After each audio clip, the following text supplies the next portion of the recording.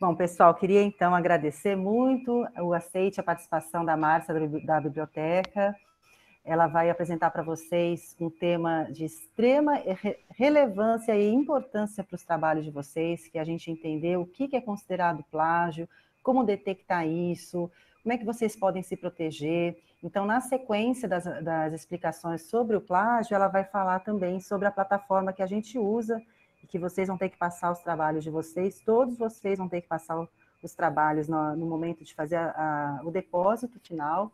Então, ela vai esclarecer, porque para a gente que nunca usou a plataforma, às vezes parece complicado, mas é bastante simples, ela vai dar as dicas, e a gente está gravando aqui para depois disponibilizar isso para vocês também.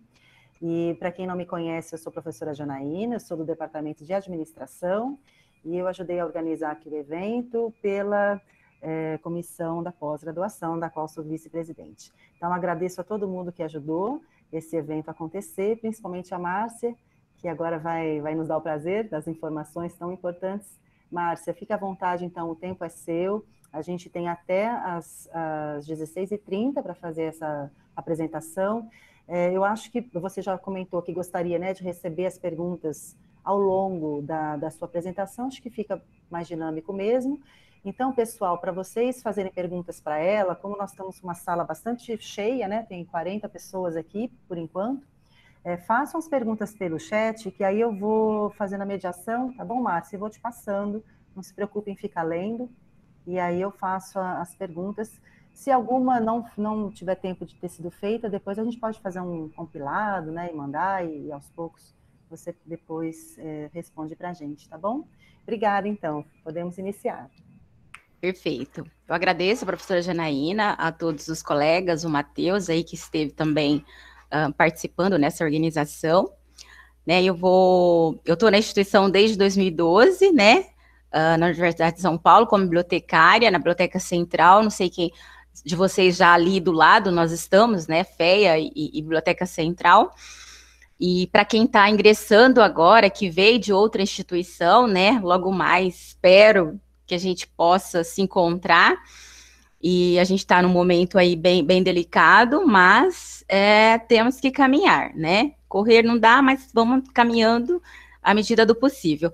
Eu fico lá na seção de referência da informação, juntamente com a Cris, a Lívia, né, a Adriana. A gente dá o suporte, né, do atendimento ao usuário. Essa apresentação hoje a gente vai focar mais na parte mesmo de pesquisa científica, do Turnering, mas também nós oferecemos treinamento de pesquisa bibliográfica, né, nas bases de dados, e os gerenciadores de referências, às vezes dão uma orientação de como elaborar uma revisão sistemática, integrativa, etc. Estamos no acesso remoto, no trabalho remoto, e na medida do possível a gente vai dando esse suporte, tudo bem? Então, como a professora disse, se não sanar as dúvidas neste momento, a gente pode continuar conversando por e-mail, tá? Trocando aí figurinhas, tudo bem? Eu vou pedir para apresentar a minha tela.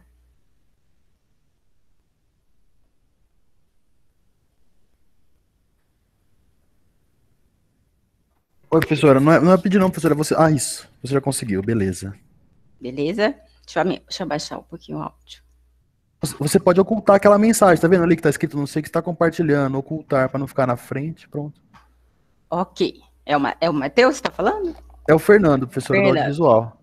Ok. A nossa apresentação aqui vai se pautar, né, na questão do plágio, né, um tema sugerido aí pelo Matheus. Eu falei, ok, perfeito, ética em pesquisa e uso da plataforma Turnering.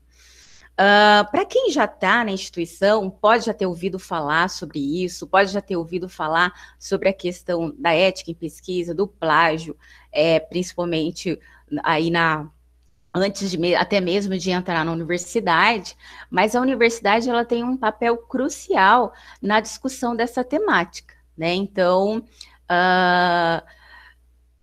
há muitas décadas, já há várias décadas, a nível internacional, e esse não é um assunto novo, mas a nível internacional já vem sendo muito discutido, né, e no nosso âmbito acadêmico, principalmente com a internacionalização da pesquisa, é um tema recorrente que tem que ser discutido, e quanto mais for discutido, melhor a gente vai saber lidar com essa questão. Como eu até coloquei anteriormente com a professora, que é uma situação que traz bastante polêmica, a gente tem muitas dúvidas em relação a isso, né, e diante da nossa prática de trabalho, a gente se depara com N situações, né, então, essa apresentação é mesmo para a gente ter um diálogo em relação a essa questão, tá? Então, aqui eu trago primeiramente para antes de falar do plágio, a gente vai se concentrar na parte de ética em pesquisa, né? Então, para quem já está na universidade, para quem já está ingressando, né? Qual que é o intuito de estar aqui na universidade? É fazer pesquisa, é aprender, né? Então, a pesquisa científica, né? Graças a ela, aqui como bem elucidado pela Fiocruz, que é o que hoje a gente vivencia um grande desenvolvimento científico e tecnológico, né?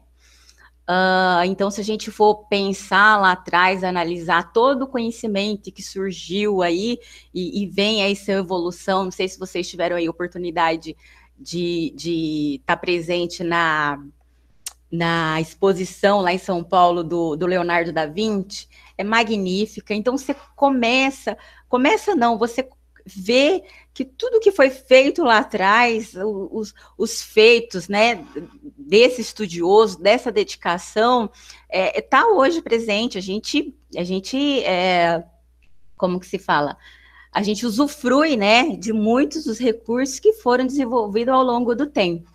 Então, esse pensamento aí de pesquisa, a gente pensar o porquê estar dentro da universidade para pesquisar e adquirir conhecimento. A ética em pesquisa, né? O primeiro documento internacional ligado a essa temática se deu com o Código de Nuremberg, né, no pós-guerra, né, onde se discutiu os princípios aí respeito à integridade física e mental do sujeito da pesquisa. Né? Então, fazer pesquisa sem agredir o sujeito da pesquisa, sem colocar em risco, né, os seus direitos. Então, isso tudo foi discutido com base no que já vinha sendo feito, né, principalmente na Segunda Guerra Mundial, em que não se tinha muito critério para fazer pesquisa, né? Então, não era só judeu, era pessoas com deficiência, era crianças que eram utilizados no processo de pesquisa sem muito critério, sem muita cuidado, né? Então, foi com o Código de Nuremberg, precisamente em 1947, que começou a ter essa preocupação, né, a nível internacional, principalmente, e no decorrer aí de toda a história, a gente vai ter vários códigos, a gente vai ter várias declarações, né, então, principalmente, depois vem a Declaração dos Direitos Humanos, em 48, a gente vai ter a Declaração de Helsinki, de 64, o Pacto Internacional sobre Direitos Econômicos, Sociais e Culturais, de 66. Então, aí vem uma gama de declaração, de pacto, de códigos, de convenções, para melhor fazer a pesquisa dentro dos princípios éticos, né? Dentro aqui do Guia de Boas Práticas da Universidade de São Paulo, a gente tem a seguinte pergunta, né? De quem que é a responsabilidade da pesquisa? Então, o pesquisador, até a própria instituição, pesquisador, a instituição no qual ele está inserido, são os proponentes da pesquisa, né? Então, você lá, juntamente com o seu orientador, se propõe a resolver uma questão, tem um problema, vamos discutir o problema e procurar estudar para ter alternativas para solucionar esse problema. Então, os proponentes dessa pesquisa tem que ser responsável por todo o procedimento e a decorrência do estudo, né? Então, o que ele tem que fazer? Quais são os critérios éticos, né? Na pesquisa com seres humanos, né? Você tem que seguir todo um critério, que aí depois eu vou apontar aí a resolução que norteia esse critério, princípios éticos, né? Para trabalhar na pesquisa com seres humanos. A gente vai ter também as pesquisas com animais ou vegetais, e o meio ambiente em si, né? Então, é toda uma preocupação que vai lá desde a proposição do projeto de pesquisa. Então, eu tenho um projeto de pesquisa, eu vou submeter esse projeto aos conselhos de ética e tudo mais, né? Respeitando todos os critérios. Então, aí a gente vai ter aqui a resolução número 466, de 2012, que regulamenta as pesquisas envolvendo seres humanos, né? Então, a resolução, ela incorpora a ótica do indivíduo, da coletividade, né? Referências da bioética, tais como autonomia, a não maleficência, a beneficência, justiça e equidade, dentre outros. E visa assegurar os direitos e deveres que dizem respeito ao participante da pesquisa. Então, o participante da pesquisa, ele tem direitos, né? Ele não pode ser obrigado a participar da pesquisa, né? Então, se ele quiser, num dado momento, se retirar da pesquisa, ele tem esse direito, né? Então, e para ele aceitar participar de uma pesquisa, ele também tem que conhecer a pesquisa, o proponente da pesquisa tem que apresentar qual que é o propósito. Esse propósito não pode ferir, né, a integridade do indivíduo ali, do participante, né? Então, se a gente for pensar, a gente vai fazer uma pesquisa com a população indígena, então eu tenho que usar de estratégia, o pesquisador, de modo que eu não fira aquela comunidade, que eu não exponha de maneira, assim, abrupta, né? Então, de acordo com esses princípios éticos que estabelece a resolução número 466 de 2012, tá? Por que eu estou apresentando tudo isso? Porque, para a gente falar de ética em pesquisa, a gente não é só a questão que envolve o plágio, né, e as más condutas, é todo uma gama aí de conteúdos que estão entrelaçados. Então, a ética da pesquisa implica em quê? O respeito ao participante, a sua dignidade e autonomia, né, reconhecendo em si a sua vulnerabilidade, né? Então, se eu vou trabalhar com criança, né, às vezes acaba tendo que trabalhar com criança em últimas circunstâncias, né? Então, vai depender da viabilidade de trabalhar com uma criança como sujeito de pesquisa, né? Então, tem que reconhecer essa vulnerabilidade. Assegurando a vontade de contribuir para permanecer ou não na pesquisa, por intermédio de manifestação expressa, livre e esclarecida, que é o termo de consentimento, né? Então, o participante da pesquisa tem que estar ciente desse termo, do que é a pesquisa, e assinar indicando que ele está apto a participar dessa pesquisa. Um outro item é a ponderação entre os riscos e benefícios, né, tais como é conhecido como potenciais, individuais ou coletivos, né, comprometendo-se com o máximo de benefício e o mínimo de dano de risco. Então, reduzir esse dano. Garantia de que os danos previsíveis serão evitados, né? Relevância social da pesquisa, o que garante igual consideração dos interesses envolvidos, não perdendo o sentido de sua destinação socio-humanitária. Então, a pesquisa em si, ela tem que ter um propósito, né? De modo que não fira nenhum princípio. A resolução aí 510, de abril de 2016, é uma resolução que é própria para ciências humanas e sociais, né, devido às suas especificidades. Então, é importante vocês conhecerem aí essas resoluções no decorrer do processo de uma pesquisa que vocês possam estar desenvolvendo, né?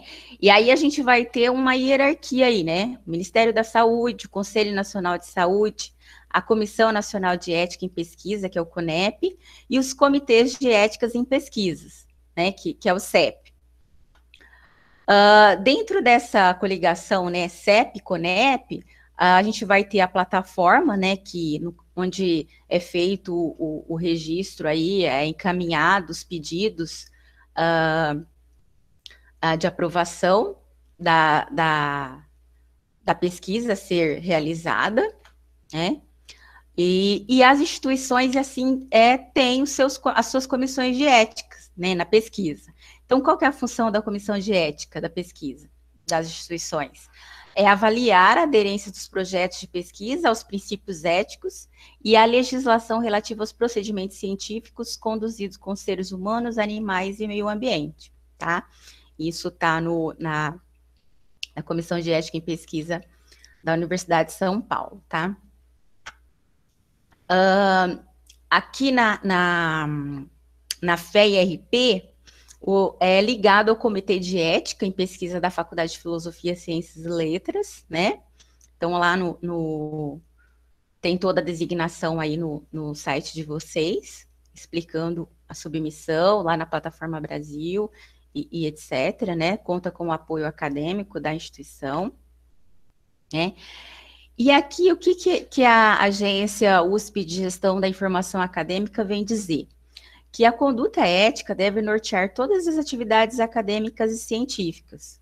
Os princípios éticos relativos à ciência e à pesquisa estão atrelados à integridade em pesquisa e o respeito aos direitos autorais, né? A gente vai falar no decorrer da apresentação aí, muito de integridade acadêmica e direitos do autor, né, as infrações em relação aos direitos desse autor, né, as más condutas que a gente se depara no meio acadêmico, tá? Então, isso tudo é importante a gente abordar e discutir, né? Eu tenho que conhecer para eu saber lidar com a situação.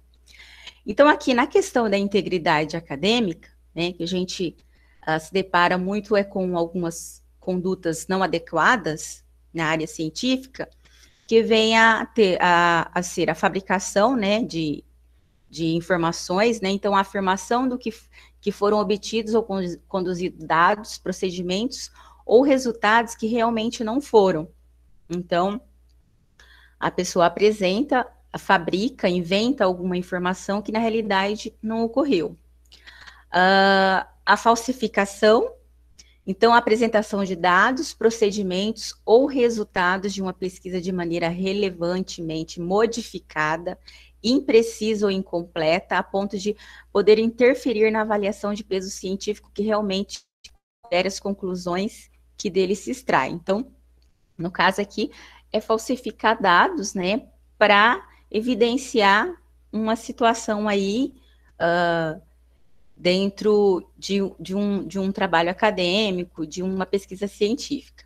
E aí a gente tem também o plágio, né, que dentro da definição da FAPESP, ela coloca que a utilização de ideias ou formulações verbais, orais ou escrita de outra pessoa, sem dar por elas expressa e claramente o devido crédito, de modo a zerar razoavelmente a percepção de que sejam ideias ou formulações de autoria própria. Então, ele apresenta a autoria de outras pessoas, né, apresenta ideias, né, ou conteúdo de outras pessoas como se fossem próprios seus, né? Então, isso vai de encontro com a questão do plágio. Dentre eles, né, a falsificação, a fabricação, e quando, por exemplo, na questão dos dados de uma pesquisa, dentro dos princípios de éticas, de integridade acadêmica, o pesquisador ele tem que apresentar esses dados, né, para que outras pessoas, outros pesquisadores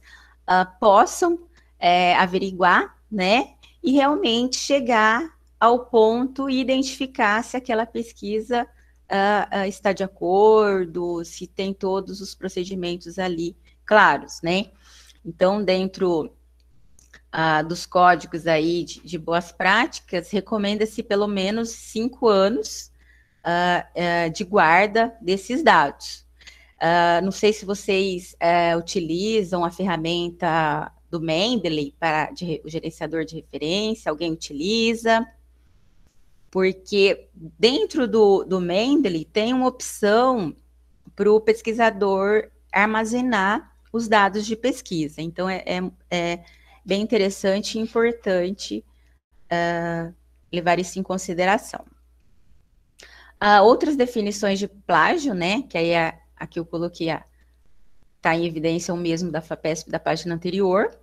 Se a gente for verificar no Aurélio, ele apresenta que o ato de plagiar pode ser considerado como assinar ou apresentar como seu trabalho literário ou científico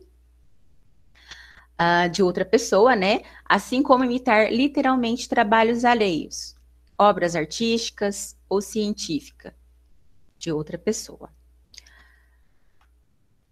Na definição da Universidade de Oxford, o plágio é apresentar trabalho ou ideias de outra pessoa como se fossem suas, com ou sem consentimento dela, incorporando ao seu trabalho sem reconhecimento total. Todo material publicado e não publicado. Então, por exemplo, eu posso ser autora de um texto e não ter publicado aquele texto, e às vezes eu compartilhei esse texto com algum colega, e se esse colega plagiou e em um dado momento ele se apropriou daquilo, e depois veio a publicar, isso não me retira o meu direito de autor, né? Então, se eu tiver como provar que originalmente aquele texto foi construído por mim, eu tenho como recorrer aos direitos de autor, tá? Então, conhecer a questão do plágio implica também a gente conhecer a legislação que rege o direito do autor, tá? E a legislação que a gente tem hoje é a legislação de direitos autorais, que é a Lei 9.610, de 98. Então, é ela que rege os direitos do autor, tá bom? Continuando aqui, o plágio pode ser intencional ou imprudente ou não intencional. Então, eu não tive a intenção de copiar e não indicar a fonte, né? Então, uma vez detectado, mesmo que seja intencional, você poderá ser punido por isso. De acordo com regulamentos de exames, o plágio intencional imprudente é uma infração disciplinar, tá? E o propósito da instituição em si não é só a questão, né, que a gente é punitiva, é uma questão mesmo educacional. Então, a gente tem que falar sobre o assunto, tem que mostrar, né, as deficiências, né, do conhecimento em relação a isso, para poder disciplinar, para poder educar e minimizar isto. Porque não é um problema só Brasil, é um problema mundial, né? Então, o plágio em si, ele não, desde lá do século II antes de Cristo, o termo em si do plágio foi originário do latim, né, que era plágio. Então, essa questão de plagiar tem há muito tempo atrás, e ele se intensificou muito mais depois do surgimento da prensa de Gutenberg. Então, quando houve lá uma explosão de impressão, de documentos e etc, né? Então, se naquela época eles já viviam um grande boom informacional, hoje a gente vive ainda muito mais. Então, para falar um pouquinho sobre a questão do plágio, a gente tem que conhecer a questão da Lei de Direitos Autorais, né? Então, o que vem a ser um autor de uma obra intelectual? Então, o autor, ele é uma pessoa física, criadora de obra literária, artística ou científica. Então, a proteção concedida ao autor poderá aplicar-se às pessoas jurídicas, no caso previstos na lei, tá? Isso no artigo 11. No artigo 12, para se identificar como autor, poderá o criador da obra literária, artística ou científica usar o seu nome civil, completo ou abreviado, até por suas iniciais, de seu pseudônimo ou qualquer outro sinal convencional.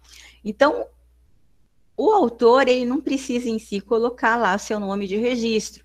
Ele pode usar um nome fantasia e no decorrer da sua vida ser reconhecido por esse nome, né? Então, principalmente para quem está chegando aí no meio acadêmico, começando a publicar, né?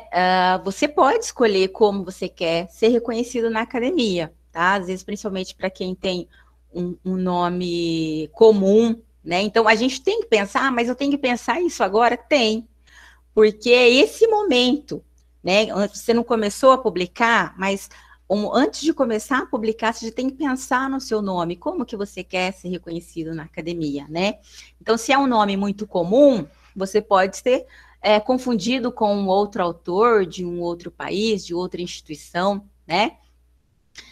Só que, diante desses homônimos, a gente vai ver que vai ter outras possibilidades aí para distinguir um autor, né? Que aí a gente vai ter lá os ID de autor para diferenciar um autor do outro. Mas aqui a nossa legislação, ele fala que você pode utilizar um pseudônimo ou não precisa pegar o nome de casada. Então, eu, Márcia dos Santos, eu uso lá Santos M, casei e tenho o Codonhoto. Então, necessariamente, eu não preciso colocar Codonhoto MS nas minhas publicações. Eu posso continuar no decorrer da minha vida acadêmica como Santos M, tá? No artigo 15, a coautoria de uma obra é atribuída àquele cujo nome, pseudônimo ou sinal convencional for utilizada. Não se considera coautor quem simplesmente auxiliou o autor na produção da obra literária, artística ou científica, revendo-a, atualizando-a, bem como fiscalizando ou dirigindo sua edição ou apresentação por qualquer meio. Esse é o artigo 15. Então, é outra questão aí que a gente tem que levar em consideração. Quem que é o autor do meu artigo científico? É eu e quem mais participou desse artigo. Né? Só o fato de ter uma orientação não implica que a pessoa é um coautor. Então, é uma outra questão que a gente tem que refletir, né, sobre isto. Em alguns programas de pós-graduação, coloca-se lá, né, uma questão regulatória que o orientador, ele se apresente como coautor, mas, sim, claro, ele pode se apresentar como coautor, mas é importante que ele tenha uma participação mais acentuada nessa questão da redação do artigo, da publicação, juntamente aí com seu orientando. Então, é uma questão que é abordado dentro da Lei de Direitos Autorais, tá? Então, a gente tem que levar em consideração. Em relação ao registro das obras intelectuais, né? Então, o artigo 18, ele traz a proteção aos direitos de que trata esta lei, independe de registro. Então, eu não preciso registrar a minha obra para eu ter um direito autoral sobre ela. Foi aquele caso que eu falei, eu escrevi um texto, eu compartilhei esse texto, às vezes eu compartilhei por e-mail, pedi para o meu colega ler. Aí o colega fala, não ficou muito bom. Daqui a pouco eu vejo a minha produção sendo publicada. Então, se aquele e-mail ali, se você tem, ele serve como uma prova, né? Então, eu não preciso, de antemão, ter um registro da minha obra como obrigatoriedade, né? De autoria. Mas depois, o registro é importante, né? Mas não é obrigatório. Se eu tiver um registro, eu vou ter mais facilidade para provar que eu sou autor. Mas se eu não tiver, e eu tiver como provar, isso também é viável, é possível. Então, aqui é facultado ao autor registrar sua obra em órgão público, né? Então, ele pode ou não registrar. Quem é responsável por esse registro é a Biblioteca Nacional, né? Então, você paga uma taxa, não é uma taxa muito grande, alta, irrisória. Então, se quiser registrar lá dentro do site da ABN, tem toda a regulamentação, todos os critérios de envio, tá? Isso é qualquer obra que você venha a fazer. E também tem os escritórios de registro, né? E tem empresas que fazem esses serviços, né? Tem copyright.com e entre outras empresas aí que oferece o serviço de registro de obras. O que pertence, né, ao autor? Então, os direitos, o autor ele tem o quê? Os direitos morais e patrimoniais sobre a obra que ele criou, né? Então, quais são os direitos morais? Reivindicar a qualquer tempo a autoria de sua obra, né? Então, eu tenho uma obra e qualquer momento eu posso falar, não, essa obra é minha e registrar esse direito. Ter o seu nome, né? Pseudônimo ou sinal convencional indicado ou anunciado como sendo do autor na utilização da sua obra. Então, você tem o direito, né? Se sua obra for disseminada, o conteúdo que você escreveu for disseminada, você tem o direito de estar seu nome lá, você que escreveu aquele documento, aquele artigo e etc. Ele tem também o direito de conservar a obra inédita, né? Então, se eu não escrevi lá um texto e eu não quero publicar, eu não quero apresentar esse documento, até porque, não ficou muito bom, eu vou melhorar, eu tenho que aguardar o ineditismo, eu não preciso fazer essa questão de publicação por hora. Outro ponto, ele tem o direito de assegurar a integridade da obra, opondo-se a qualquer modificação ou prática de atos de qualquer forma, que possam prejudicá-lo ou atingi-lo como autor em sua reputação ou honra, né? Então, ele tem esse direito. Ele tem o direito também de modificar a obra antes mesmo dela ser utilizada.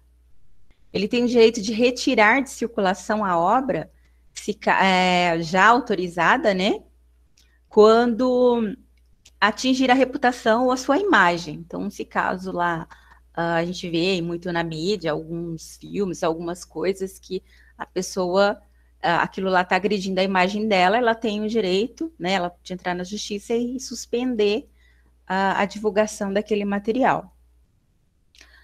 Ele também tem o direito de ter acesso a um exemplar único, né, e raro da obra. Então, por exemplo, quando você publica um artigo, as revistas, elas solicitam a cessão, né, dos direitos do autor, dos direitos autorais. Só que, na realidade, o autor, ele está cedendo os direitos patrimoniais.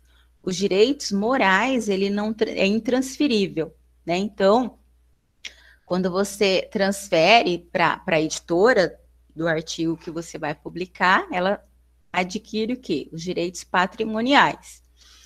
E em relação... E aí o autor, ele tem o direito de ter uma publicação, mesmo que eu transferir os meus direitos patrimoniais para a editora, eu tenho o direito de ter um artigo, uma cópia daquele material que eu publiquei, né? Que agora os direitos é da revista. A revista, às vezes, a revista é paga e tal. E o artigo também, consequentemente, vai ser restrito. E aí, dentro da instituição, por exemplo, a gente tem lá os repositórios digitais, que não sei se vocês conhecem, a Biblioteca Digital de Produção Intelectual, né, da Universidade de São Paulo, ela está dentro desse princípio do direito, né? Então, cada autor, cada pesquisador vai ter ali o repositório da sua produção acadêmica, e, consequentemente, é a produção acadêmica da Universidade de São Paulo, né, no qual ela vai ter ali a memória da pesquisa da instituição. Tá? Então, quando a gente reconhece essa questão do direito do autor, né, e quando na academia, na universidade, a gente se depara com o plágio, né, que a gente vai ter o plágio aí na sua definição mais genérica, mas dentro do meio acadêmico, ele se manifesta de várias formas, que a gente vai ver logo adiante.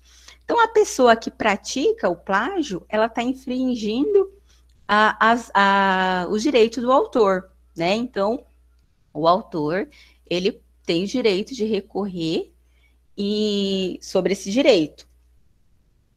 Então, por que a gente deve falar sobre essa questão da integridade acadêmica, né? Que envolve, e aí, vários fatores. Então, a gente tem que falar por quê? Porque a má conduta, ela traz muitos prejuízos para a ciência, ela causa desprestígio para a instituição acadêmica ou para o periódico acadêmico. Então, vamos supor, se eu publiquei um artigo, inventei dados, né, na revista e publiquei numa revista X. Logo adiante é detectado que aquele artigo teve uma má conduta, então a revista também vai perder com a reputação, né? Então vai cair, vai ter perda de credibilidade. Ela vai... outro caso também outro fator que prejudica a reputação e a imagem de todos os envolvidos no processo de pesquisa científica. Então, vai desde lá da instituição, o próprio autor, né, que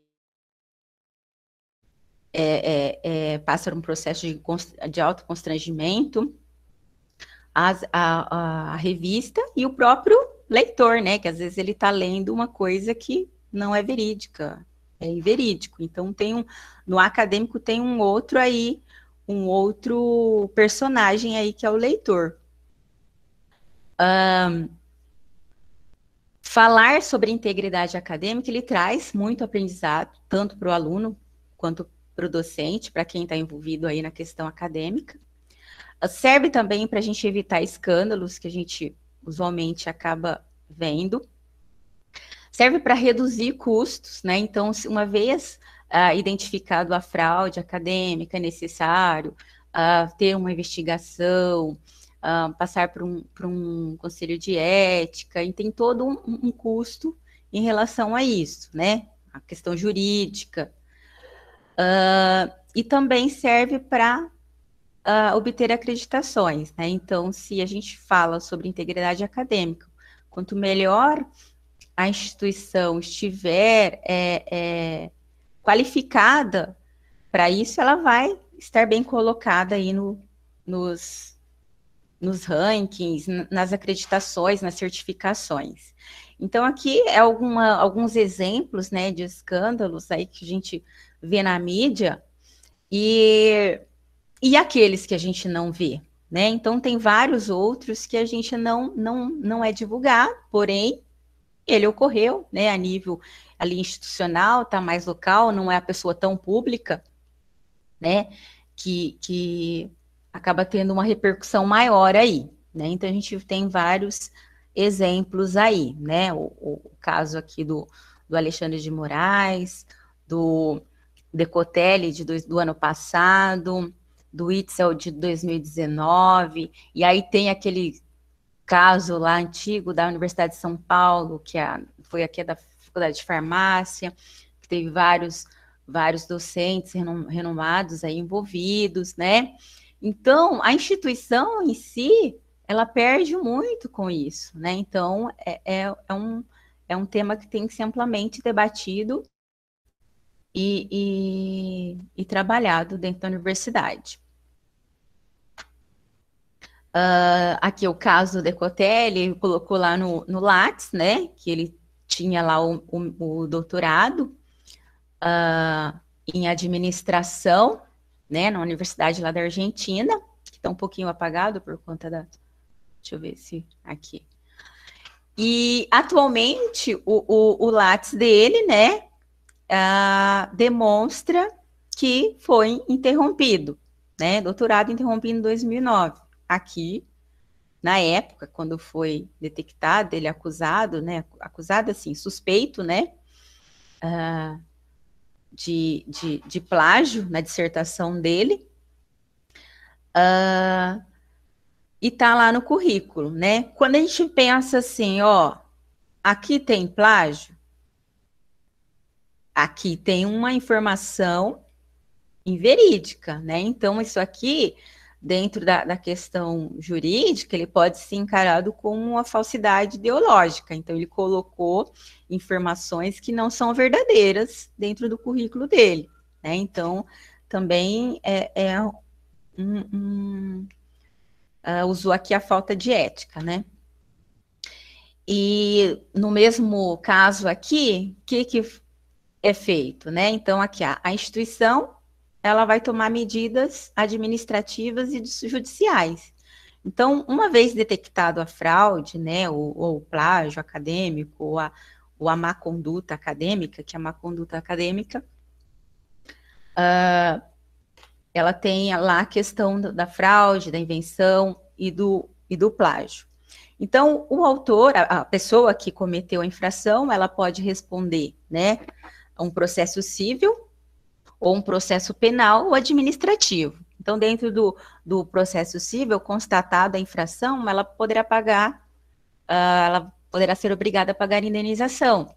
Dentro do processo penal, né, o artigo 184, ele fala que quem violar os direitos de autor, né, ele pode ter pena de detenção de 3 meses a 1 ano ou multa. E aí, dentro do processo administrativo, a própria instituição vai entrar com recurso, né, vai tomar medidas de acordo com o regulamento. É muito importante a instituição em si ter um regulamento diante dessas circunstâncias. Então, se ocorreu isso, como que a gente vai tratar? Né? Então, tem que ser discutido. Algumas situações que podem ocorrer, por exemplo, ele perdeu o diploma, se for um aluno, e ele já tenha sido formado, ele pode perder o diploma, né? Uma pessoa pública que já tem lá em alto cargo, já aconteceu muito isso com pessoas públicas da Europa e até mesmo. Se for um docente, ele pode perder um vínculo institucional ou a perda do vínculo da organização onde ele está vinculado, né? Então, tem várias punições aí que podem ser acatadas uma vez detectado a infração à má conduta científica. Já no caso de artigo já publicado, quando é detectado a má conduta científica, ele será retratado. E o que vem a ser a retratação? É um instrumento público que é usado para registrar ou corrigir problemas de um artigo publicado ou comunicar o seu cancelamento, né? Então, a revista, em último caso, ela quer fazer isso, tá? Dependendo do artigo, da má conduta do artigo ou de alguma infração, pedem para o artigo ser revisto, ser reformulado, mas se for um caso né, de infração, de má conduta em termos de plágio, entre outras coisas, de invenção, de trabalho, etc., o artigo em si ele tem que ser retratado. E aí, essa retratação, ela é colocada no título do artigo, ele pode ser retirado também, os autores que fazem parte daquele artigo, eles podem se retirar, e o autor principal também é retirado. Muitos artigos retratados, né, eles continuam na plataforma, ele continua ali na revista. E é um problema muito grande dentro da questão acadêmica, porque muitos artigos retratados, ele ainda continua sendo citado, tá? Então, é um grande dilema aí, né? Tem um artigo publicado em 2019 que ele evidencia a má conduta em pesquisas da saúde e ciências da vida de instituições brasileiras. Então, qual foi o objetivo? Verificar o índice de retratação das publicações das áreas ali citadas, né? Então, demonstrou que 60% das infrações, das retratações, né, corresponde ao plágio, né? Então, aqui, se a gente olhar esse gráfico, Então, esse azulzinho aqui, ó, plágio de texto. Isso aqui, ó, questão da imagem. E aí, esse aqui é outro tipo de plágio, tá? E as publicações de má conduta, a gente vai ter aqui um repositório, que é essa organização sem fins lucrativos, ela apresenta os artigos retratados, né? Ela divulga os artigos que foram retratados. Então, aqui tem até, ó, os tops, os artigos, os papers mais citados que já foram retratados. Então, aqui a gente vai ter uma lista, por exemplo, ó, 2018, esse artigo, quando ele foi retratado, né? O artigo é de 2013, ele foi retratado em 2018. Ele recebeu aqui, antes da retratação, esse número de citação, e depois da retratação, ainda ele continua sendo citado no meio acadêmico, tá? Então, a gente vai ter esse caso aqui, que é o artigo de 98 da Lancet, que ele foi publicado lá, aquele autor que ele fez a relação da vacina com o desenvolvimento de... qual doença, gente? Aqui. Transtornos do autismo em crianças. E, na época, ele foi publicado em 98. Em 2010, foi evidenciado, né? No decorrer aí, ele foi evidenciado. Em 2010, ele foi retratado. Porque havia invenção, né, nos dados da pesquisa. E, mesmo assim, ele continua sendo citado. Então, por exemplo, a partir desse período aqui, começou a ter os movimentos anti-vacina, né, com essa publicação aqui. Então, essa publicação, se vocês lerem na internet, aí vai ter artigos falando disso. Então, os movimentos anti-vacina que a gente vê muito hoje é em decorrência desse artigo aqui. E aí, ele negativamente, ele tem produzido aí algumas outras situações. E aqui tem essa lista. A FAPESP também divulga, né? Isso está tudo dentro da questão de transparência, né? Das publicações científicas. Então, a FAPESP também divulga a relação dos processos, das pesquisas no qual ela financia, se tem algum problema relacionado à má conduta. Ela também realiza um processo e toma as medidas cabíveis em relação a essa pessoa. Então, aqui tem a evidência dos processos que estão aqui, ou que já estão em andamento, ou que já se concluiu. Tá? E a gente tem uma pergunta aqui. Quais são as percepções, né, dos estudantes em relação ao plágio acadêmico? Então, aqui, quais são as percepções? Então, aqui, a gente tem um relatório de 2013, feito dentro da Universidade de São Paulo, e esse relatório, esse trabalho, gerou um artigo que foi publicado em 2019, onde foi feita uma pesquisa com 3.497 estudantes de pós-graduação de várias áreas aí do conhecimento. E para entender o que esses alunos, esses estudantes, entendiam sobre o plágio. Então, aqui, uma das perguntas foram: quais os motivos que você considera que mais influenciam a ocorrência de plágio em trabalhos acadêmicos? Então, a maior parte respondeu que era o desejo de obter bons resultados acadêmicos, notas, conceitos, independente dos meios. Aí, em seguida, a gente vai ter a dificuldade para escrever textos, né? Para quem está aí na academia, sabe o quão é árduo, né? Essa dedicação, esse trabalho, então eles reproduzem que tem essa dificuldade. Um outro ponto é o desconhecimento de regras de indicação e identificação de fontes consultadas. Então, é o falta de conhecimento técnico mesmo, né? Como eu vou citar, como que eu vou referenciar aquela fonte, tá? Então, esses foram os principais motivos.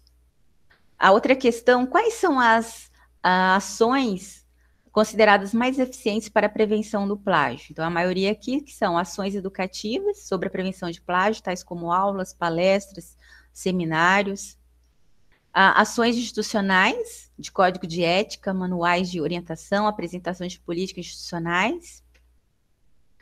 Então, o que foi constatado com esse estudo? 65% concordam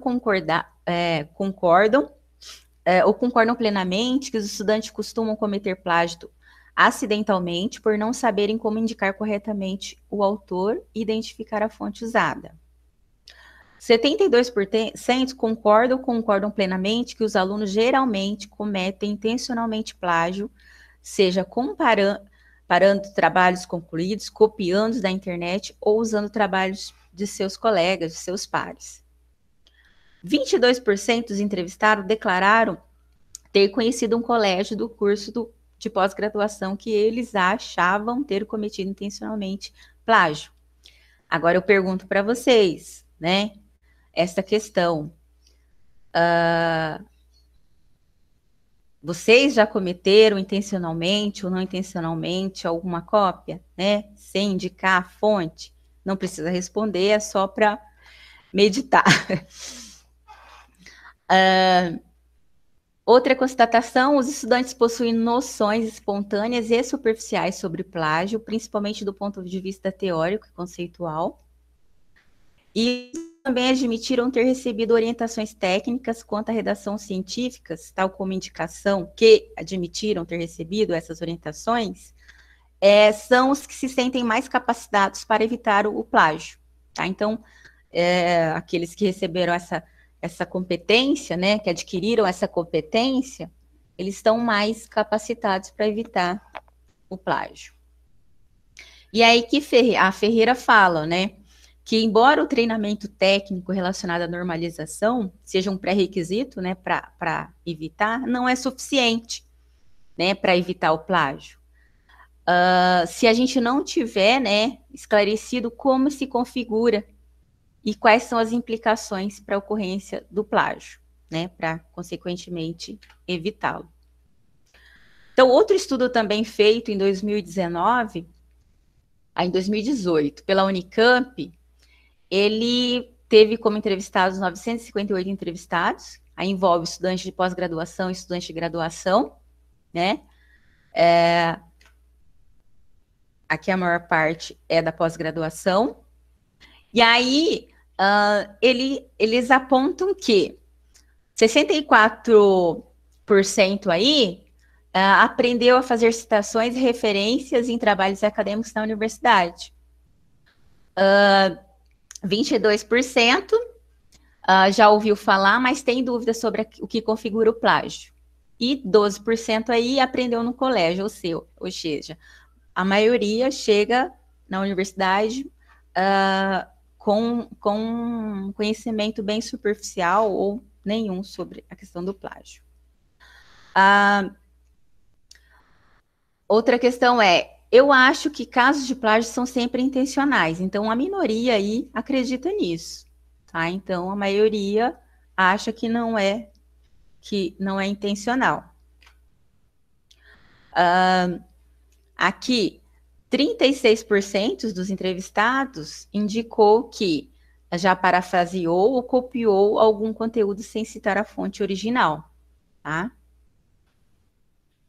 E aqui, a maior parte evidencia que ações educativas ajudam na prevenção para que os estudantes não cometam plágio, tá? E aí que também ele responde que qual é a frequência que ele participou de conversa ou atividades sobre o tema. Então, aqui 37% nunca, 28% quase nunca. Então, só 3% com muita frequência. A outra questão os casos de plágio devem ser tratados de acordo com a gravidade de caso? A maioria concorda totalmente. Então, ele tem que ser tratado de acordo com a gravidade, né? Então, a gente vai entender agora um pouquinho dos tipos de plágio. Então, a gente vai ter, dentro do meio acadêmico, os plágios mais comuns. Então, o que vem a ser? O plágio direto, né, que ele reproduz, a pessoa reproduz literalmente um texto original sem utilização de aspas, de recuo. Então, lá, e também não identifica a fonte. Então, ele coloca lá o Ctrl+C e Ctrl+V e coloca lá sem preocupação nenhuma de indicar essa fonte. A gente vai ter o plágio indireto, que é a reprodução de ideias de uma fonte original com palavras diferentes da fonte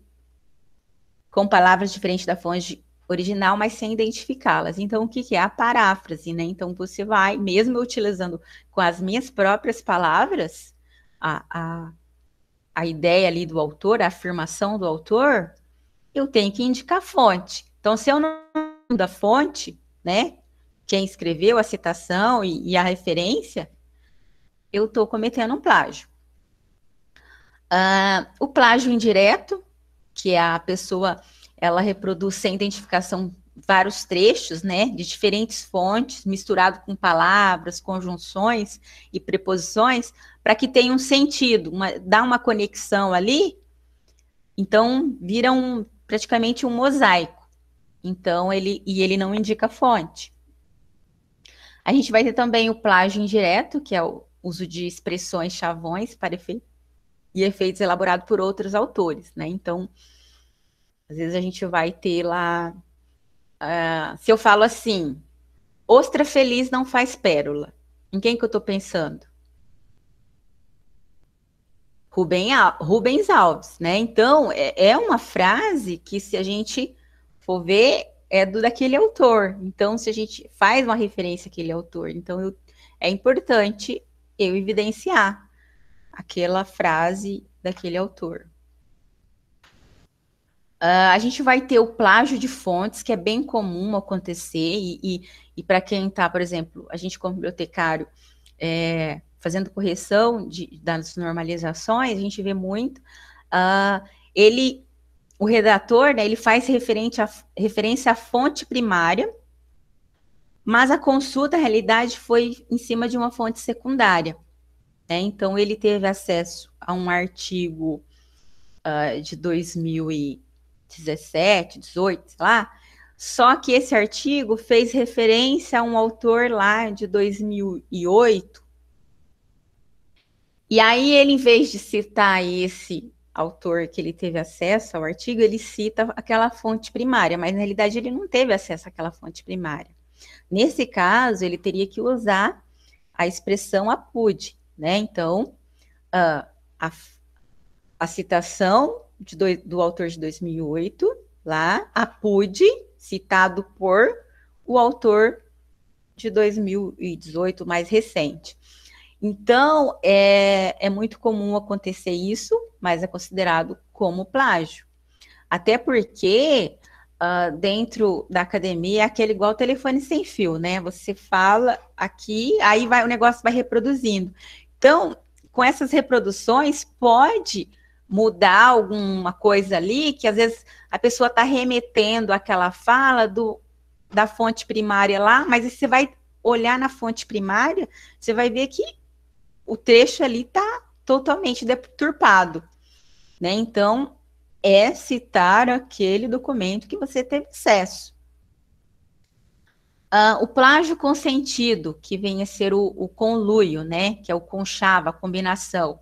Então, a gente vai ter aqui entre colaboradores e o comercial. Então, colaboradores, eu pego um trabalho lá de um colega que já fez no passado e ele transfere ou ele pede para uma outra pessoa, a pessoa, eu estou fazendo um trabalho assim, assim, assado, eu tenho um trabalho, você quer dar uma olhada? Só que às vezes o colega nem sabe que o outro pegou e apresentou, só mudou o nome, né? Ou então até mesmo o colega sabe, pega o meu, vê se daqui que dá para fazer, e aí a pessoa, em cima daquilo, só mudou o nome e apresentou o trabalho. E tem o comercial, que é a compra mesmo, tem empresas, tem pessoas que oferecem esse serviço, que vendem o trabalho. Então, por exemplo, para a instituição no qual você está inserido, né? Quando você apresenta um trabalho para o orientador, falando que você que fez, você está enganando ele, você está enganando a instituição, né? Então, não foi você que fez aquilo. E também está enganando o leitor. Por exemplo, você não fez aquilo, você não é o autor daquilo.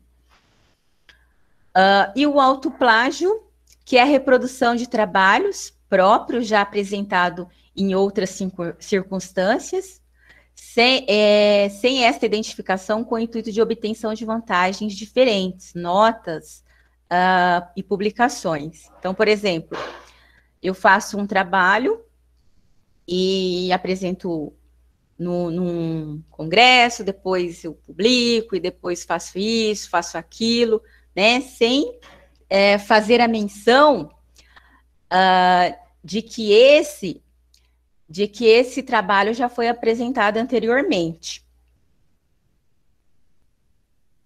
A gente também vê na questão de tentativas de plágio, né, intencional, o fraudador ele tenta burlar, ele tenta modificar o texto para que ele não seja, como que fala, pego, né, em si, e aí ele começa a fazer, aí já é a questão de intenção mesmo de cometer a fraude. Ele substitui espaços do texto por caracteres invisíveis, né, e coloca a fonte de cor branca lá para poder o próprio software às vezes não pegar isso, ou ninguém identificar.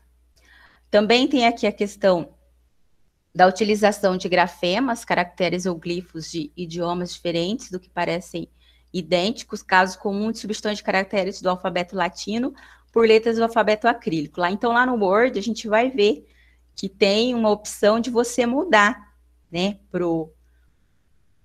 do alfabeto latino por acrílico. E aí, você está maquiando, né, você está maquiando aquele texto ali. Então, é uma situação. A questão do espelhamento de palavras do texto original são trocadas por sinônimos. Então, troca o sinônimo, você coloca lá os sinônimos, como seria a questão da paráfrase, né? Coloca dá outro sentido ao texto, mas a ideia original é a mesma, e aí não cita a fonte. Torre de Babel, que aí toda essa designação aqui é o professor Marcelo Kroskovski que apresenta no livro dele. O texto plagiado resulta da tradução de um documento original escrito em outro idioma. Então, a pessoa pega um texto original e traduz para outro idioma. No caso do ministro lá, ele foi acusado de pegar um texto em espanhol e fazer a tradução de vários trechos da obra de um autor espanhol. A maquiagem, a inserção de aspas em vários trechos do manuscrito, copiado e simulando como se fossem citações corretas. E também tem a questão aqui da rotulação visual, que ele converte o texto copiado no formato de imagem. Então, isso dificulta o software em si detectar se há uma similaridade ali textual, tá? Dentro dessa questão dos tipos de plágio acadêmico e de trapaça aqui, né, tentativa de fraude, a gente tem algumas opções de como evitar isso, né? Então, como eu vou evitar o plágio? Eu vou indicar a fonte que foi citada no texto, citar a fonte no texto, utilizando corretamente citações, referências, de acordo com a norma. Então, se eu for utilizar a ABNT, eu vou lá dentro das diretrizes da ABNT, né, a 105.20, que é a de a 60.23, que é de referência, e vou ver qual que é o padrão, né, da norma. Lá na biblioteca, a gente dá um trabalho de correção da normalização dos trabalhos acadêmicos. Então, terminou sua tese, sua dissertação, pode encaminhar para a biblioteca fazer essa correção, né? Você pode também utilizar o recurso do gerenciador de referência para auxiliar nessa formatação, EndNote, Mendeley, né, entre outros que tem no mercado. Então, mas não dispensa você conhecer a norma. Você está citando e referenciando corretamente. Ser honesto durante o processo de escrita do trabalho acadêmico, né? Conhecer a forma de escrita dos alunos, então aqui no caso é para os professores.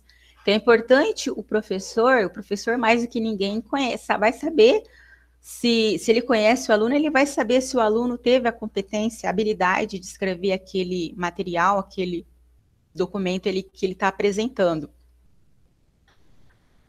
Várias maneiras de solicitação de trabalhos para avaliar o aprendizado, né? Então, o professor ele pode solicitar para o aluno uma maneira diversificada para avaliar o aprendizado do aluno, né? Então, às vezes, ele tem uma turma, no ano seguinte, ele pede o mesmo trabalho, consequentemente, o aluno vai aproveitar que o colega da turma anterior tem esse material, então dificultar esse processo. Aqui é utilizar ferramentas de apoio, no caso que envolve software que auxilie na identificação de cópia. Recomendar que os estudantes assinem uma declaração de autoria, né, principalmente aí para o mestrado, doutorado, tem muitas instituições acadêmicas que faz isso, né, então ele declara que aquele documento que ele fez, ele não cometeu nenhuma infração, né, está dentro da integridade acadêmica, não cometeu plágio, etc. Em relação às revistas, ela solicita um termo de assinatura do termo de originalidade, né? Então, isso é importante. E a implantação de centros de integridade acadêmica na organização, para desenvolver realmente uma cultura fundamentada na ética. Então, é mesmo trabalhar essa questão educativa e não para o viés punitivo, né? Tomar uma atitude depois do fato ocorrido. Então, essa aqui é umas pontuações. Tem uma dúvida aqui. O Wellington mandou, e é sempre um assunto que, nas minhas aulas, que eu também dou aula de metodologia, eu abordo esses aspectos, a questão do autoplágio sempre gera muitas questões, né? E o Wellington pergunta o seguinte, olha, eu vou ler a pergunta dele.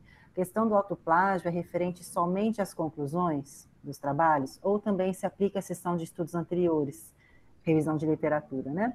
Ou seja, se eu escrever 2 artigos com temas parecidos e utilizar a mesma sessão de estudos anteriores, eu tenho que citar que a sessão inteira já foi utilizada em outro artigo? Ele quer usar o mesmo referencial teórico em 2 artigos diferentes, porque ele já publicou e ele quer aproveitar. Essa é uma dúvida recorrente, Márcia. Ele tem que evidenciar que ele já colocou. O que eu oriento meus alunos a fazerem, nesse caso, é conforme revisão de literatura feita por... E cita como se fosse um terceiro, né? Isso, perfeito. É isso mesmo. Porque, assim, a gente sabe que não pode, né? Mas a pergunta, porque são 2 textos iguais, e aí quando você tem os 2 textos iguais, já é um indicativo de que vai dar problema, mesmo que você seja o autor. Né? Isso. Então, é você indicar a fonte, indicar que você fez o estudo, né? Você não está cometendo plágio, você está evidenciando. Agora, se o editor se manifestar, você está falando para ele, aí ele vai falar, mude isso, mude aquilo, adapte isso, adapte aquilo. Então, você vai ter um diálogo sincero, né, para quem você está apresentando o seu novo trabalho.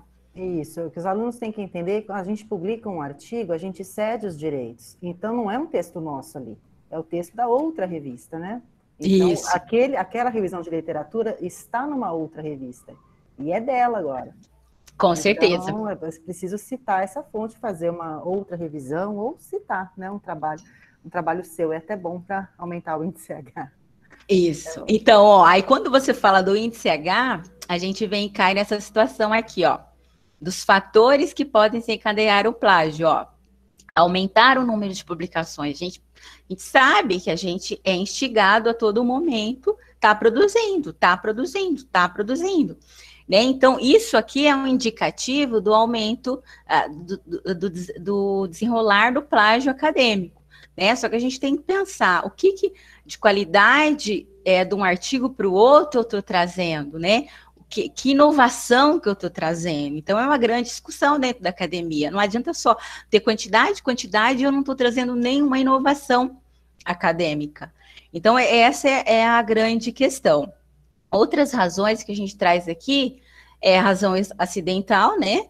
A facilidade de informação eletrônica na internet, de uso de recursos de edição de texto. Então, a pessoa vai lá e copia. A gente vai ter também aplicativos que vai fazer paráfrase, que vai escrever artigo, então vai reescrever artigo.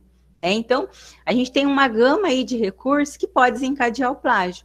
Mas a gente, sendo ético, a gente tem que, mesmo que eu use uma paráfrase, eu tenho que retratar a ideia, aquela afirmação de que autor foi, né? Então, eu estou sendo o quê? Honesto, né?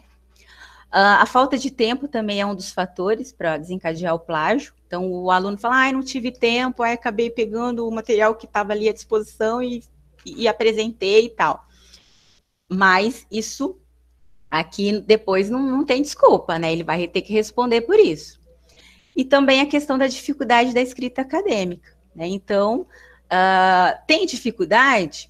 Tem que estudar, tem que ler, tem que aprender, fazer cursos de redação, de escrita científica, para poder desenvolver aí publicações e conteúdos em relação aos estudos que serão feitos. E aí aqui uma questão também a falta de ética, né? Então tem pessoas que realmente não tá nem aí. Mas aí, quando a gente está na instituição, é para quê? É para aprender, né? É para eu pego o meu diploma, aquilo eu estou ciente que eu aprendi, que eu vou ser um profissional, né? Então, porque a atuação profissional também vai cobrar o aprendizado que ele teve na instituição. Então, é a reputação da instituição que também vai ser posta em xeque na prática profissional. Então, assim, ter muito critério em relação aí à integridade acadêmica escrita. Olha, eu vou ter que correr para a gente seguir para o Turnitin, porque o assunto é extenso e a gente já pode ir para a plataforma. Eu acho que é melhor, para a gente não... Eu ia sugerir isso também. Né? Então, aqui o Turnitin, a plataforma de verificação de originalidade textual, ele não é um software que identifica plágio. Então, a gente tem que ter claro isso, que ele identifica a similaridade do texto, né, do documento que está ali na base de dados do Turnitin, né? Então, o aluno, quando passa um documento ou o professor ali na plataforma, ele vai rastrear aquele documento do aluno com a base de dados, e aí ele pega o quê? Ele pega... Deixa eu ver aqui, ó. A internet. Então, ele tem bilhões de páginas de internet dentro da plataforma, repositórios de trabalhos que alunos já enviaram ao Turnitin no passado. A gente vai ter também a coleção de documentos, que compreende milhares de periódicos e artigos e publicações aí científicas, tanto que que está no acesso livre, né, que está Open Access, e também aqueles que são de acesso restrito. Então, aí, a gente vai ter o software corporativo, que acaba sendo os mais eficientes, e a gente também tem o software pessoal, em que a pessoa física ela pode adquirir, pode comprar aí a licença. Então, a qualidade de um software, ele está muito em relação a essa base de dados que ele faz análise, né? E também ele vai de encontro com o algoritmo que o software tem, que é capaz de identificar a similaridade e aquelas manipulações lá de caracteres do texto, tá? Mesmo que o infrator ele tenha a intenção de maquiar o texto, dependendo do algoritmo do software, ele identifica essa manipulação, tá? Então, o Turnitin, ele é uma plataforma bem intuitiva, ele vem para poder facilitar, aí, ter um apoio ao professor nessa questão da detecção, né, da integridade acadêmica. Aqui, para os alunos de pós-graduação, acho que vocês muitos já têm o cadastro, então, se quiser fazer parte da plataforma da autoestação, de autochecagem da biblioteca, é só fazer a solicitação dessa inserção por o formulário que a gente tem aqui no site da BCRP, tá? Em torno de 1 ou 2 dias, você vai sendo adicionado na plataforma. Uma vez que você foi adicionado, você vai receber lá uma notificação no seu e-mail para você ativar a sua conta, né? E você vai configurar uma senha para poder trabalhar aqui com a plataforma. Deixa eu ver aqui. Tá, entrei.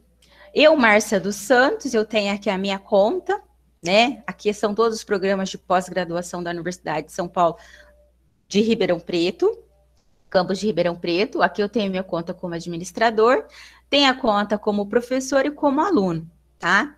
Então, como aqui a maior parte vai estar como aluno, né? Os que estão assistindo, eu vou entrar como aluno. Então, como aluno, a gente vai ter aqui, ó, a nossa estação de autochecagem.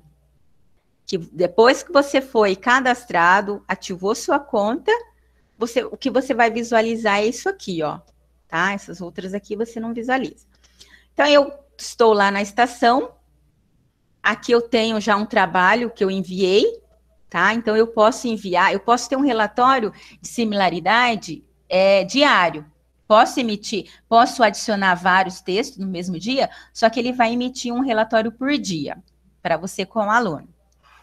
Então, aqui no caso, se eu não tiver nada enviado, eu vou enviar. Mas como eu tenho um aqui enviado, eu vou reenviar. Antes de reenviar, aqui, ó, ele aponta o percentual de similaridade. Só que a gente tem que ter muito critério para analisar esse relatório de similaridade, né? Para não cair na questão do falso positivo e do falso negativo. Às vezes, um índice elevado de similaridade, eu falo, opa, esse documento tem plágio. Mas o material tem que ser analisado, porque, embora ele identifique alta similaridade, ele pode estar pegando até aqui, ó, referências que eu não tirei, né? Então, isso aqui é um artigo científico, e ele vai apontar para mim, ó, aqui, ó, fonte 1, se eu vier aqui, ó, cliquei nas fontes, aqui as fontes detalhadas, se eu vier no percentual, ele apresenta de forma genérica, então, vamos por 62%, tá nesse Red Periodicals aqui, 21 Cambridge, e 7% Red Alic, mais isso aqui. Se eu vir aqui nesse gráfico, ele vai me apontar as fontes detalhadamente, tá? Então, se eu quiser caminhar, ó, 1% por todas as fontes, eu venho aqui e caminho. Então, se eu quiser clicar aqui, ó, ele vai ainda abrir as fontes que está apontando para trechos copiados. Então, ó, ele tem muita evidência de trechos copiados, mas o que é? O jornal, ó, volume, o DOI, né? Então, na realidade, isso aqui não pode ser tido como plágio, né? Então, o que a gente pode fazer na hora de analisar? Lógico que eu vou dar uma vasculhada geral, né, antes de fazer isso, que é o quê? Ó, aqui tem um trecho maior, vou analisar isso aqui, tá? Então, o que a gente pode fazer aqui nessa questão da edição? Volta aqui. Eu posso retirar ver aqui. Posso retirar a bibliografia e aqueles trechos que têm aspas, né? Então, se eu tiver lá uma citação direta, que contém aspas no texto, se eu desconsiderar,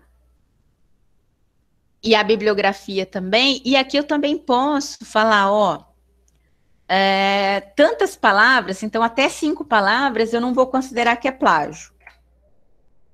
Ou por percentual. Vou colocar aqui 5. E vou alterar. Tá? Às vezes ele demora um pouquinho para rodar, ainda daqui está com 97%, mas esse relatório em si, ele precisa ser analisado. Eu não posso simplesmente aqui verificar que tem 97% de verificação de originalidade sem analisar esses detalhes aqui, essas fontes que ele está me indicando, tá? Então, como que eu faço para enviar um novo documento? Eu vim aqui, ó, enviar. Eu vou dar o nome, Márcia dos Santos, título do material, trabalhos acadêmicos. Eu posso pegar do Dropbox, do Google Drive ou do meu próprio computador. Aí eu venho aqui, pegar aqui Turnitin, arquivos, vou pegar a escrita científica. Fazer o upload.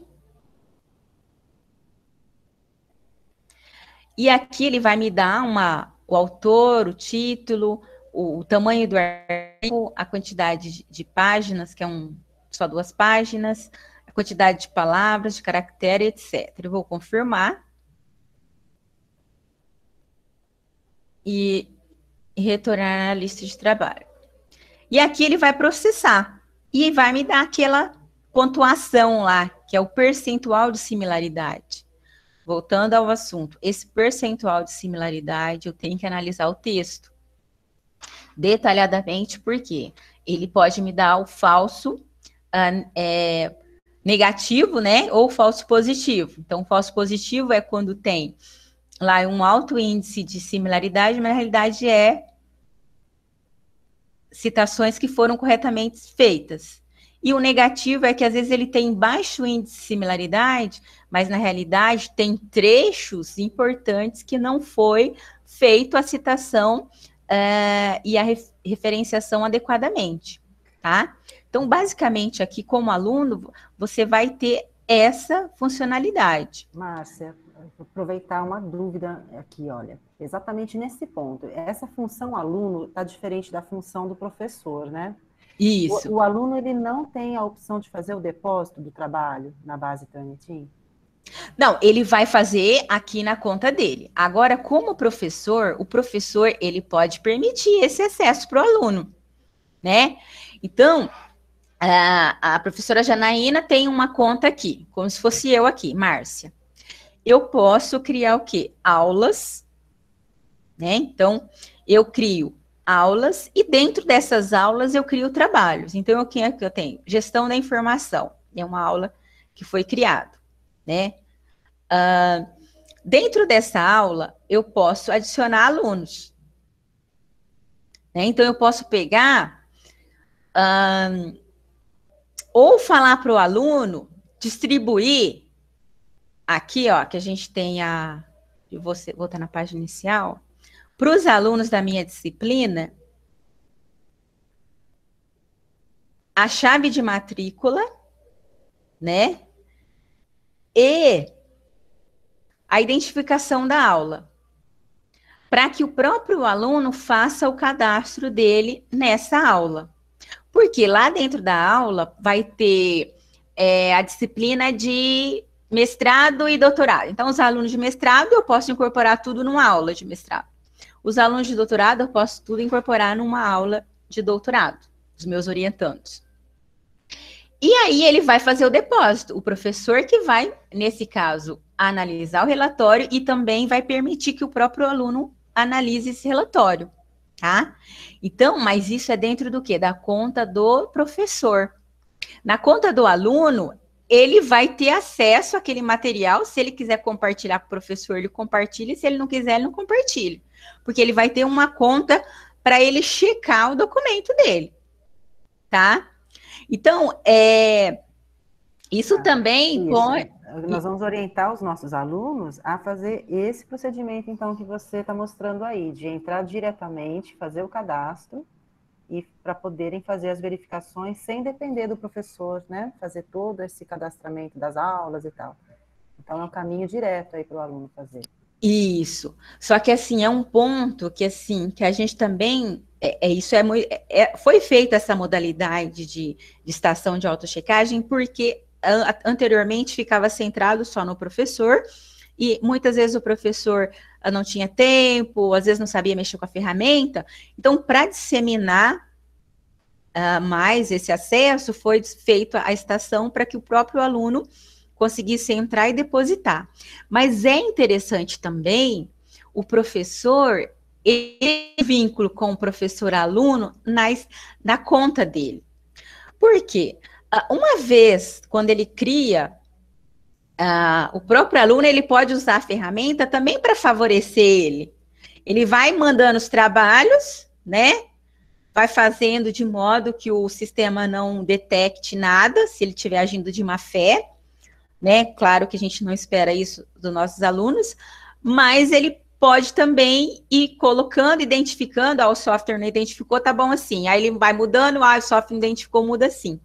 Porque quando eu puxo na estação como professor e vinculo o meu aluno, eu estou fazendo um trabalho com o meu aluno, né? Até porque, quando eu pego um material aqui, ó, eu tenho condições de falar para ele melhorar a escrita dele, né? Então, vamos supor aqui, ó, esse aqui 31%, é o mesmo artigo lá. Esse aqui. Eu tenho como falar para o aluno melhorar a redação, eu posso colocar rúbricas, eu posso dar notas, né? Então, se eu quiser apontar aqui, colocar um comentário, ó, melhore essa ideia, ou, né, dentro de outras rúbricas aqui, a gente tem a questão da gramática, de todo um aparato que o professor, ele pode, deixa eu pegar aqui, ó. Então, por exemplo, dentro desse Quick Mark, a gente pode apontar para a questão da clareza. Eu posso ir dando notas, né? E posso também trabalhar junto com o aluno na identificação onde que ele precisa melhorar. Então, vamos supor, a questão da concordância. Então, melhorar a concordância nesse trecho. Mude esse da voz a voz ativa para voz passiva. Utilizar voz ativa nesse trecho. Então, tem toda aí uma dinâmica educacional, né? O Turnering, ele tem a funcionalidade também de trabalhar vinculado ao Moodle. Então, se eu trabalho já com a plataforma do Moodle, em termos de ensino à distância, eu posso fazer a conexão do Turnering. Uma vez que o aluno me mandou o documento dele lá pelo Moodle, eu já consigo passar pelos Turnering ali na plataforma do Moodle. Tá? Então, tem uma dúvida da Poliana, porque a gente, nas nossas disciplinas, né, a gente utiliza o Moodle, né, no E-Disciplinas da USP. Mas a pergunta dela é assim, eu tenho acesso à plataforma por uma disciplina, talvez seja, né, o que usa Moodle. É possível acessar a plataforma sem estar ligado à disciplina? Acho que sim, né? Se vier direto aqui no site da biblioteca. Sim, né? Sim, isso. Agora entender que você já falou que demora, né? Não é imediatamente que o acesso vai acontecer, vai demorar alguns dias, né? Demora sim no sentido, porque quem faz esse trabalho de inserção é a Lívia, né? Então ela às vezes pega todo dia ela olha, ou a cada 2 dias, porque a nossa demanda não é só a questão do Turnering, né? Então, como a gente tem que falar que a gente tem deficiência de recursos humanos, né? Então, pelo menos a cada 2 dias, ela faz essa varredura das solicitações para inserção no software, né? Na plataforma. Então, assim, às vezes, né? Tá precisando com urgência? Manda um e-mail pra gente. Ó, preciso. Você pode me inserir aí rapidamente? A gente já faz na hora. Né? Isso, não. Então, a nossa relação é via e-mail, né? Então, manda um e-mail para a BCRP. Ó, preciso disso com urgência, pode me ajudar? A gente já faz ele imediatamente. Agora, se não tem uma pressa, solicita lá que a cada 2 dias a gente vai estar inserindo os alunos lá. Mas se tiver de urgência... Olha, Tem mais uma dúvida do Rafael, talvez seja a última que a gente possa tirar, que já passou um pouquinho do horário. Ele pergunta do relatório diário, que em algum momento você mencionou, e ele pediu para explicar novamente. Eu não sei se ele entendeu que é preciso fazer um relatório diário, né? Por exemplo, aqui, ó, como aluno, tá. Ó, o meu perfil, ele foi como houve, não, tá ativo, voltou. Ah lá, ó, 0 de semelhança, ele indicou. O que eu quis dizer? O relatório diário, então, por exemplo, eu puxei esse documento aqui, então eu vou ter um relatório por dia. Então, eu posso puxar mais de um documento, mas ele vai me gerar outro relatório no dia seguinte, daquele outro documento. Ah, tá bom. Então, ele vai conseguir fazer apenas um a cada dia. Isso. Se você quiser rodar novamente, porque mudou o texto, ou fez alguma alteração, tal, tem que esperar para o dia seguinte, é isso. Isso, você pode até inserir no mesmo dia, mas o relatório no dia seguinte que vai ser apresentado aqui no índice de semelhança. Tá, obrigada. Uma dúvida minha, então, também, já foi sanada. Tá bom, Márcia, pode fazer o fechamento, né? Falar mais algum aspecto, porque a gente tem aí talvez mais de 5 a 10 minutos que começa uma outra sessão, daqui a 10 minutos. Certo. Então, assim, vocês têm aí várias modalidades para poder trabalhar, tanto na função professor, ele criar aí uma aula e vincular todos os alunos, mesmo que, igual professora, ele pode ter essa autonomia, mas o professor também ele vai visualizar esse material, que é interessante, já automaticamente ali na conta do professor. Só que o aluno ele vai poder visualizar aqui, assim como na estação de autochecagem, o relatório dele de similaridade. E ele, se o professor permitir, ele vai poder substituir quantas vezes ele quiser aquele documento ali para rodar na conta, tá? Mas aí vocês fazem o que ficar mais conveniente para vocês em relação a utilizar vinculado ao professor ou vinculado à estação de autochecagem. Então, de qualquer forma, vão ser as mesmas bases que serão checadas, né? Isso, as mesmas bases. É só questão mesmo de gerenciamento da conta, tá? Então, assim, é um assunto bem extenso mesmo. Eu tinha comentado 1h30 é pouco para a gente poder abordar tudo que o assunto cabe aí, mas eu enfatizo sempre a questão da educação, né? Dentro da universidade, em 2017 foi criado aí o Comitê de Boas Práticas Científicas, né? Dentro, lógico, das exigências dos órgãos de fomento, que é a FAPESP, CNPq, e tem que continuar trabalhando essa questão educacional de evidenciar. Aqui eu coloco algumas indicações de leitura, que tem do professor Marcelo Kroskowski, que eu me baseei essa apresentação, né? A gente também tem aqui os guias de boas práticas científicas da USP, da Associação da Academia Brasileira de Ciência, temos da FAPESP também, que vale a pena conhecer e ler. A gente tem vários webinars do Turner, ou até mesmo na internet, enfatizando o assunto. Então, aqui eu finalizo, né, que essa questão educacional que é o melhor instrumento para a gente atingir a ética e a integridade nas mais diversas ações da vida humana. Então, se a gente educação, se a gente vai ter ética, e vai desde pequenininho. Então, não adianta eu falar de ética quando chegar na universidade. Não, é desde o nascimento, desde quando eu ensino meu filho. Então, aqui eu coloco as minhas paixões, que é a biblioteca, e o meu legado aqui, que são os meus filhos. E muito obrigada, gente, pela atenção. Estamos à disposição, na Biblioteca Central. O e-mail é bcrp@usp.br. Qualquer dúvida, não hesite. Tem algumas informações aqui na página da Biblioteca Central. Pode nos contactar. Estamos à disposição, o que for necessário. Márcia, muito obrigada.